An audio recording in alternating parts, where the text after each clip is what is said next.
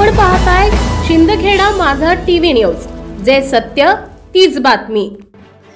अवकाळी वारा, वादळ आणि पावसामुळे शिंदखेडा तालुक्यातील तापी काठावरील लोहगाव वसमाने येथे मोठ्या प्रमाणात केळी आणि पपई पिकाचं नुकसान झालं असल्याने 28 सप्टेंबर 2025 रविवार रोजी सकाळी 11 वाजता शिवसेना उभाटा गटाचे उपजिल्हा प्रमुख शानाभाऊ सोनवणे यांना कळताच त्यांची जन्मदात्री आई वारल्याचं दुःख बाजूला सारून आईने सांगितलेले शब्द शेतकरी आणि गोरगरिबांच्या सतत मदतीला धावून जाणे लक्षात घेऊन शानाभाऊ सोनवणे स्वतः लोहगाव वसमाने येथे शेतकऱ्यांच्या शेतात जाऊन कृषी विभागाच्या आणि महसूल विभागाच्या अधिकाऱ्यांना बोलावून पंचनामे केले। तसेच त्यावेळी शिवसेना उभाटा गटाचे उपजिल्हा प्रमुख शानाभाऊ सोनवणे यांनी अप्पर तहसीलदार संभाजी पाटील यांच्याशी दूरध्वनीवरून संपर्क साधून अप्पर तहसीलदारांना सांगितलं की आपण ज्याप्रमाणे लोहगाव वसमाने येथे महसूलचे आणि कृषी विभागाच्या कर्मचाऱ्यांना पाठवून पंचनामे केले, त्याचप्रमाणे संपूर्ण शिंदखेडा तालुक्यात देखील शेतकऱ्यांच्या शेतातील पपई, केळी, ऊस, कापूस, मकासह शेतातील पिकांचे पूर्णपणे नुकसान झालं असल्यामुळे आपण आपले महसूल मंडळाचे आणि कृषी विभागाच्या कर्मचाऱ्यांना तात्काळ आदेशित पारित करून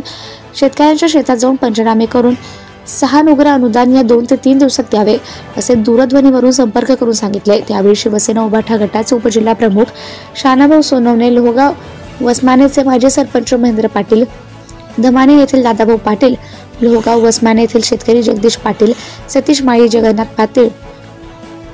जगन्नाथ माळी, सुनील पाटील, मुरलीधर पाटील, राजेंद्र पाटील, चंद्रशेखर पाटील, ईश्वर माळी यांच्यासह परिसरातील शेतकरी आणि गावकरी उपस्थित होते।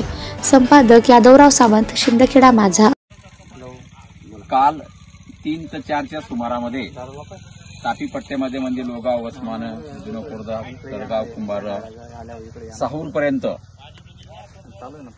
एकदम वादळी पाऊस आला आणि या वादळी पावसामध्ये मोठ्या प्रमाणामध्ये शेतकऱ्यांचं नुकसान झालेलं आहे। त्याच्यामध्ये आता आपण केळीच्या बागामध्ये पाहतोय, जगदीश भाऊंचा या ठिकाणी हा बाग आहे, या बागाचं 50% नुकसान झालेलं आहे।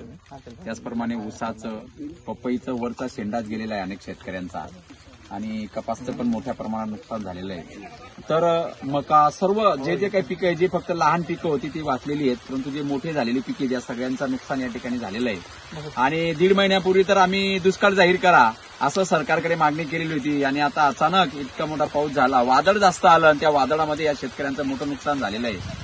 तात्काळ पंचनामे करण्यासाठी माननीय महसूलचे कर्मचारी आणि कृषी विभागाचे कर्मचारी या ठिकाणी आलेले आहेत आणि ते तात्काळ पंचनामे करत आहे। फक्त सरकारने पंचनामा पुरता मर्यादित न ठेवता तात्काळ माझ्या या शेतकरी बांधवांना ज्या पद्धतीने मराठवाड्यामध्ये, तिकडे कोकणामध्ये ज्या पद्धतीने भरपाई दिली जाते त्या पद्धतीने तात्काळ भरपाई या ठिकाणी दिली जावी। आमच्या तालुक्याचे पालकमंत्री जयकुमार भाऊ रावल यांनी सुद्धा लक्ष घालून या ठिकाणी या शेतकऱ्यांना मदतीचा हात दिला पाहिजे आणि जर फक्त पंचनामा केलं आणि मदत जर मिळाली नाही, मग नाईलाज असतो आम्ही उद्धव बाळासाहेब ठाकरे गटाच्या वतीने किंवा महाविकास आघाडीच्या वतीने या ठिकाणी आम्हाला तालुक्यामध्ये आंदोलन उभं करावं लागेल आणि शेतकऱ्याच्या पाठीशी उभं राहावं लागेल। आता शेतकऱ्यांना पण मी आवाहन करतो, तुम्ही धीर सोडू नका। नक्कीच या ठिकाणी पालकमंत्री पण आपले जयकुमार भाऊ याच्यात हस्तक्षेप करून आपल्याला मदतीसाठी पुढाकार घेतील आणि नाही झालं तर मग आपण सगळेजण नाईलाजाने आपल्याला आंदोलन करावं लागेल।